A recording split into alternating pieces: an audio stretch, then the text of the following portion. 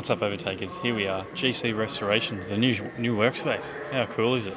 Mate, we're just getting to check out great sheds each week as well now. It's not just great cars, we're getting to see great sheds as well. And we get to bring these guys along for a ride. Yeah, definitely. And just mammoth shed, really. Don't you wish yours was this big? Well, stay tuned because there will be a shed build coming up on this channel as well. Not quite to this size, but... Well, this one would engulf your house and your shed and probably the yard and a little bit more. Yeah, about 3 of them. Definitely.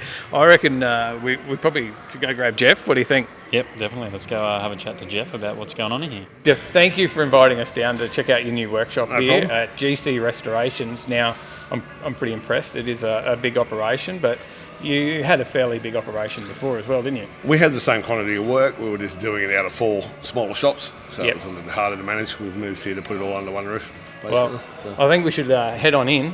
We'll maybe go for a walk through, but before we do, I've got to stop here.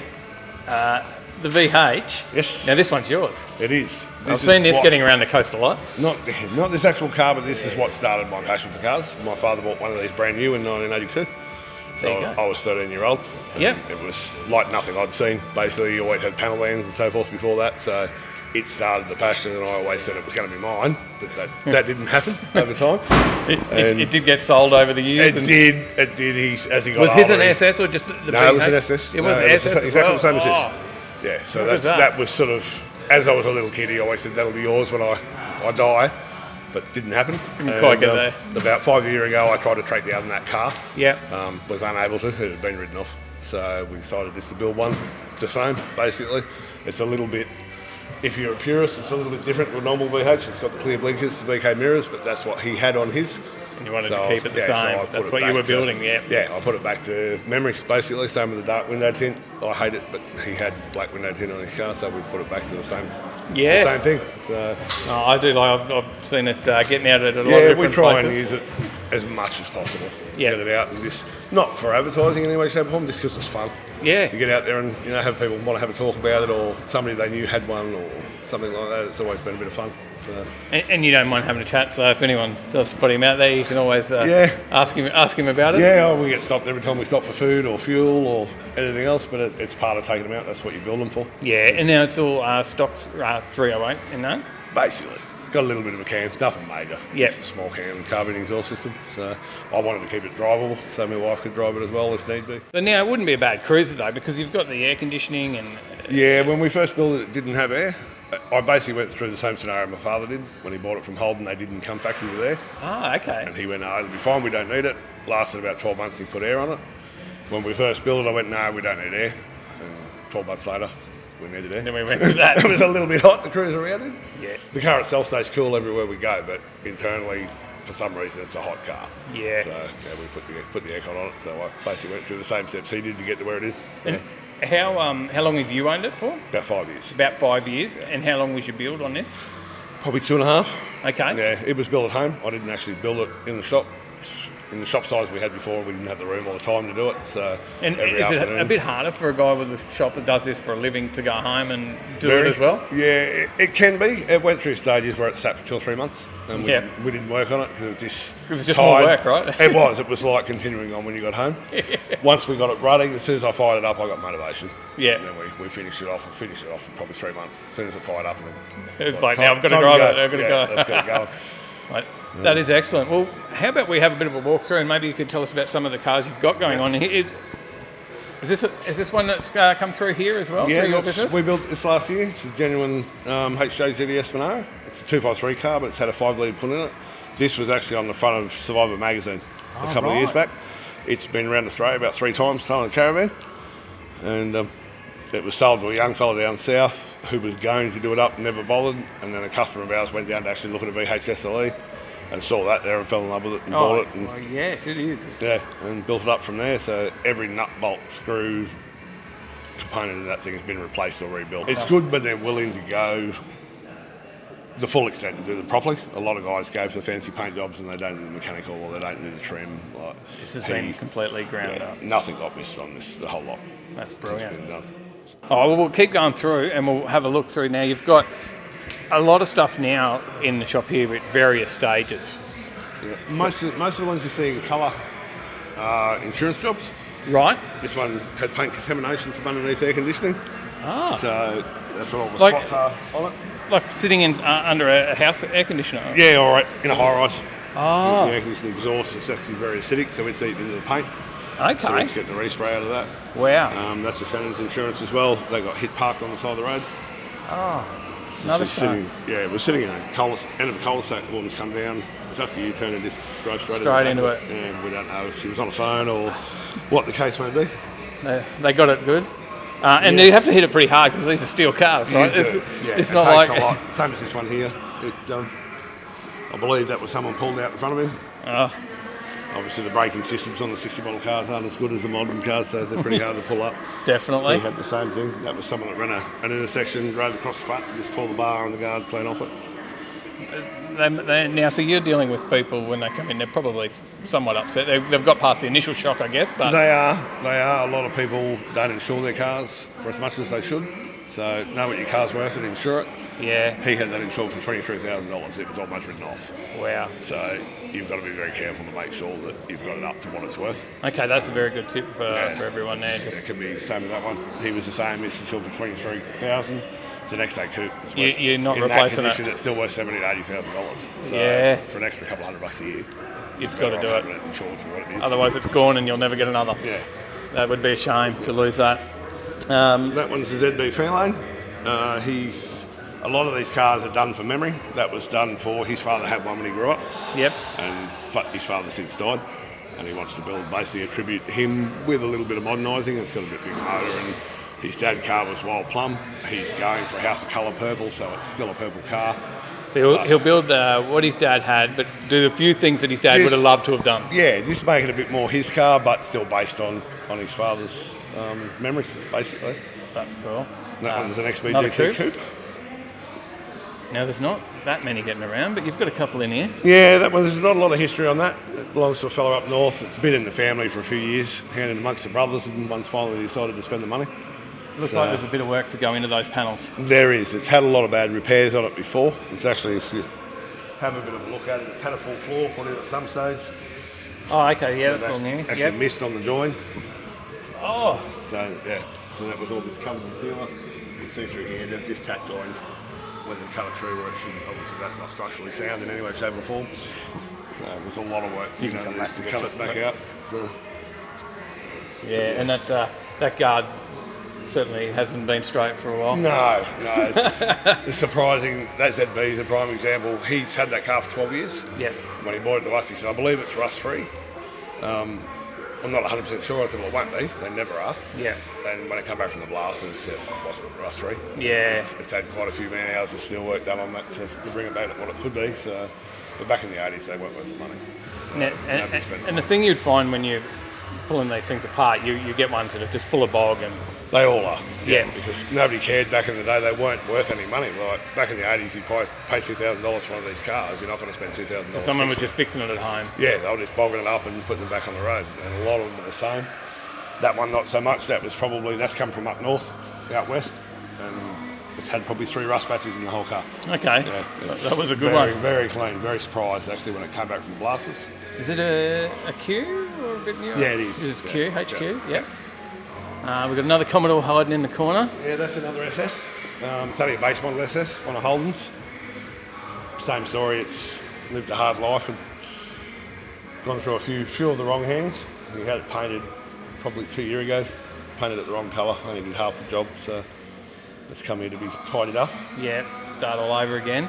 Now, how bad can someone bring a car in? Because like I see cars for sale that are hard to tell they're even a car some days. Yeah, it's Where does it come to? He's just like, you can't fix that, mate. no, there is no can't fix.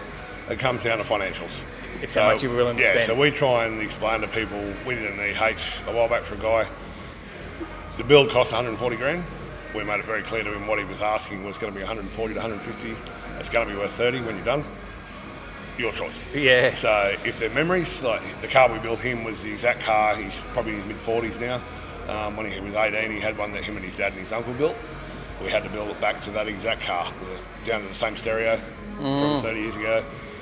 White leather interior because his uncle was a motor trimmer, so we wanted the same interior, the same wheels. We were building a memory, so money wasn't an issue. Yeah. He wanted what he wanted. So, but we do. A lot of people don't understand what they cost to build, to do them properly. We try and be very clear before they start that what they're going to be in for. You can't quote them because you don't know what you're going to find, but a full build will cost you $150,000. Yep. There's no big buts and maybes by the time you do mechanical trim, chrome work. That AP2 wagon at the door, there was $12,000 in chrome and another $6,000 getting the stainless polish. So there's $18,000 just in shiny parts. So it adds up when you start doing that. Then you've got to trim it out. There's another $8,000. New glass all around, and that was another $3,500. Rubbers was another $2,000. So it goes very quickly. So you've got to really pick the car that's going to have value as well. You do, and you've got to make sure that you try and buy a car that has all the components there.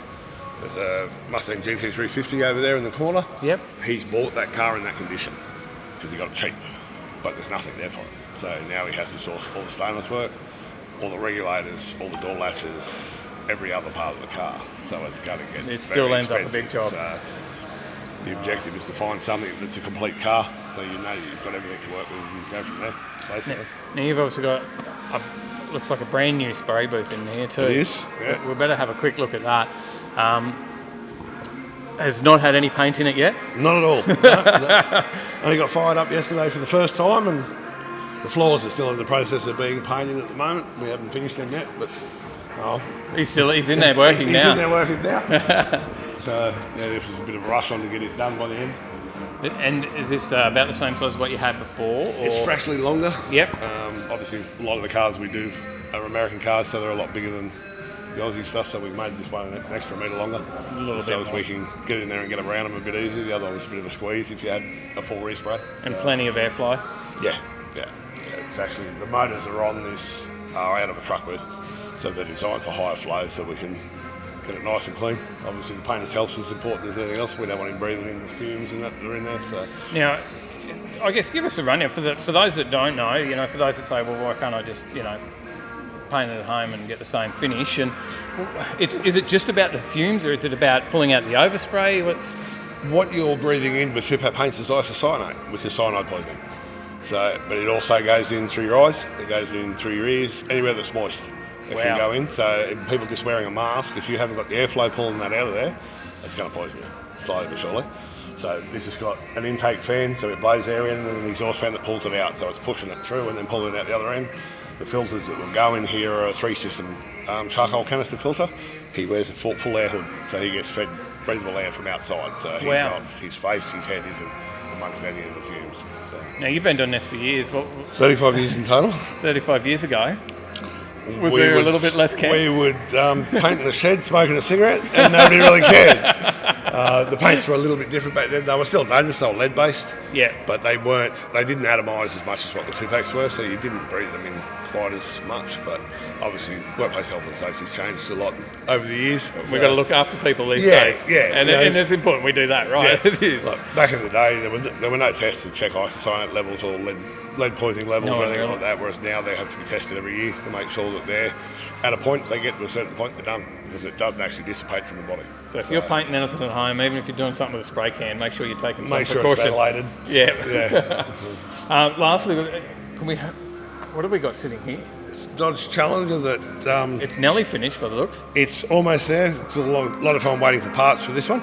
It had a little bit of a dent in the rain and threw itself into a guardrail and actually tore out this entire side. So it's had a new guard, new door, new quarter panel on it. We certainly can't tell that now, and I guess that's why you come here. That's the plan. So sometimes, if you do have an accident, it sounds terrible, but it's beneficial. Yeah. Because you get fresh paint on your car, you get it sort of checked over and have a look at before it goes anywhere. Now lastly, you can even replicate some old parts. Well, yes. I believe your daughter does 3D printing here and stuff as well. So there's parts that you just can't get these days. No, the knobs on the Group 3 over there, the stereo that was in it had the knobs missing. She managed by photographs to graph the size of the knob and reproduce it fits perfectly. Yeah. She's made armrests to suit a HQ coupe. They don't rear armrests. They don't make them anymore. So she's reproduced them. A lot of small components that you just can't buy. She can copy and make. And would have you ever thought 35 years ago that you would have something like that sitting in your reception room? Until she started doing 3D printing, I wouldn't have thought it 3 years ago. I never understood the technology behind them. Obviously, I'm old school. Yeah. She's done this to basically integrate itself into our business as well. So she'll be helping us out with parts we can't find and we can't remake ourselves. She can make. So it's good for the business. I guess one other question I've got though is with any good restoration business, it's never real easy just to walk in and get work done. It's not. Is there a bit of a waiting list to get in here? At this point in time, for a full-size job, you'd be probably March next year. Yeah. The smaller ones we mix in with the larger ones. I have this argument with a lot of people that come in with a restoration and go, when can we start? You say 3 or 4 months, they want to do it now. Yeah. And as I say to them, if you can find a restoration shop that can fit you in right now, you probably don't want to be taking a car. So, that's very true. Yeah, well, so I guess if you're thinking about doing a restoration and if you're thinking you're going to do it sometime in the future, you should be talking to someone like yourself now. Absolutely. Come in and have a chat first, get an idea of what it's going to cost, and then also discuss the process. We get a lot of people that go, okay, I've had all my trim work done, I've had all the mechanical work done, now I want to raise history paint job. It's like, well, you've done all that, it's all going to come back out again. So even if we don't do the work, we can guide you through what steps you should do in what order to save yourself double handling. Yeah. You've paid someone to pull your trim in and out, and then we're going to pull it out and put it back in again. Yeah, so it doesn't make sense. Doing that once. Yeah. So That's me, I've done that. a lot of us have. But yeah, after this many years of doing it, you work out that I've done the trim, but just can't afford the paint just yet. Yeah, well, that's fair enough. A lot of people do it that way, save money to do it down the track. A lot of guys, if they're on a budget, I tell them do the mechanical first. Make it safe so you can drive it, have some fun with it. I got that part right. And I think my original plan was to do it completely the other way, was actually to leave mechanical to last, but then I went, no, I've got to put the engine in. You need to make sure it's safe. Yeah. You know, a lot of these cars coming here, this thing's a prime example. Maybe it had one brake working when it came in here. The other 3 were seized, so which wouldn't have helped in the incident. Yeah. So it gives you a chance to have a look over and do all the mechanical first so you can drive it. You can still enjoy them. Even if they need a paint job, you can still enjoy them until you've got the money to do the rest. So.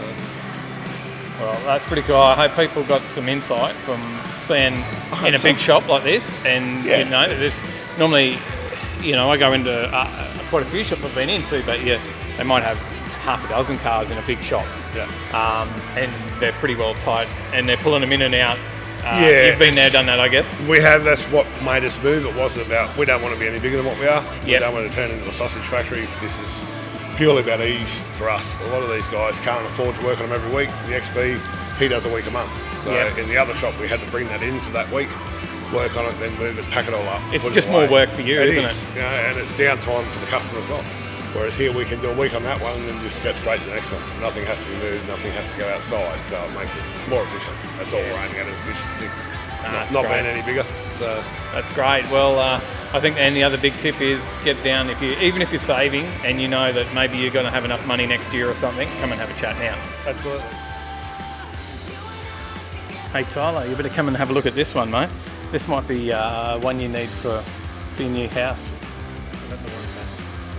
One more? R33. Yeah. We'll spring for that one for you. Aaron, mate, I've had to have a chat to you today because I've come across this and it's something I've never seen on the road. Do you get that a lot? Yeah. Everywhere we go, we've got people coming from left, right and centre that haven't seen it before. And most people think it's an American car, that we've imported. So this is an Australian car.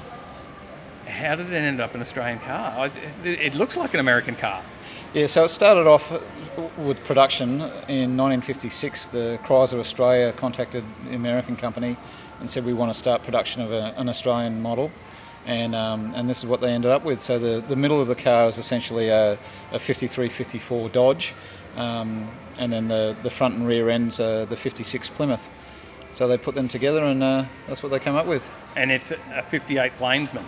Yeah, so they released it in 57 and they stopped production of the third series of this model in 64. Now, it's not unusual that people say that I haven't seen one around before because when I was talking to you just before, this is basically, this is the only V8 one of these registered on the road at the moment. Yeah, that's right. In Australia. It's the only registered V8 in Australia at the moment. Yeah. So, and one other registered one. There's one Flathead 6 that's registered, and there's a couple other wagons that are floating around. All up, we believe there's about 14 of them in the two series that it came out in, the AP1 and AP2. This is the AP2 model. So. And how did you come across it? So I had a Valiant station wagon at the time, and it got stolen, and then I got the insurance money, and then we went looking for another car and found this one. So, yeah. And you just went, this is a bit different. Did you know anything about them at the time when you saw it? I knew they were rare, and that was one of the draw cards for it. Yeah. At the time, didn't know how rare it was, but yeah. Now, what sort of condition was it in? Well, pretty much everything from the bottom stainless steel strip down was all rust. It had been it's at hard least to look at a car that's in that sort of condition and go, that's what I'm going to get. Yeah. You could picture it at that point? Yeah, well, it looked pretty good. Okay. So when you look at it, all the panels had been covered up with aluminium sheeting and all that sort of stuff, and underneath bog, was and all underneath was all rust. But you get that with these old cars. Like, as far as the Chrysler Royal goes, it was in fairly good condition for what it was. Yeah. Now, how perfect is it now? Well, there's not one panel, one bit of running gear, anything that hasn't been repaired on this car. So yeah, it's pretty much you can pretty much say it's probably better than new. Yeah. Yeah. Well, it looks it. I know. I would say that there's no way it came off the showroom looking this good. No. Even new cars today don't have paint quite as nice. Yeah. So now you do get out and drive. You drove this here today. Yes. Yep. Yeah. So obviously it came through GC Restoration. You did your work through here as well. Yes, that's correct. Yeah. Yeah. So now, how long was that? So How it big was a process? 3-year build. 3 years. Yeah. Yeah. And how long have you had it on the road now? That'd be 2 years now on the road. Yeah. Okay. It looks like it's only just been finished. Well, it's been all the way down to Adelaide and back. So yeah, it was Okay. in a trailer down there, but we drove it all the way around Adelaide, all the way up to Chrysler's on the Murray. Went there as well. So. And it cruises along beautiful. Yep. Yep. It's a And cruiser. and how many looks do you get just cruising down the road? Everyone. Plenty of waves. Yeah, plenty. Horns, honking. Sometimes it's a bit scary because you're driving along and all of a sudden this big four-wheel drive will go past you and honking its horn, and all they want is a wave. And you're wondering, first thing you think, what have I done? Yeah, I'm thinking, what's happened? Has one of the surfboards come flying off, or the car would have been a special order, is what Right. they called them. Yeah, so they weren't something that you could buy off the showroom floor. They were. There's a little bit more to it. Yeah, and they were. Hence why they're so rare today. Yeah, and they were probably a couple of £100 more expensive than the Holden or the Ford at the time. So It is very cool, and great job on the restoration. And yeah, thanks for teaching me a little bit about it today, Aaron. no worries. Thanks, Dave. I've been in your waters.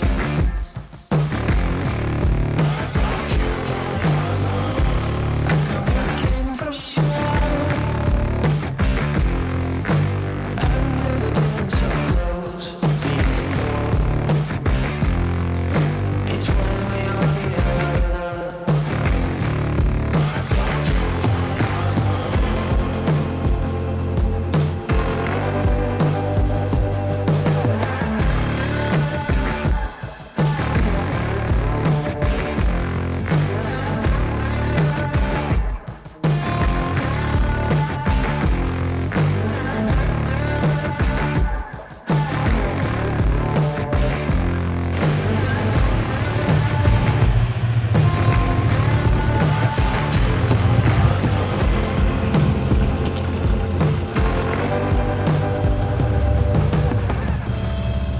Thank you to the guys for inviting us up to have a look through. We do appreciate that. It was just cool to get up here and see a new workshop like that.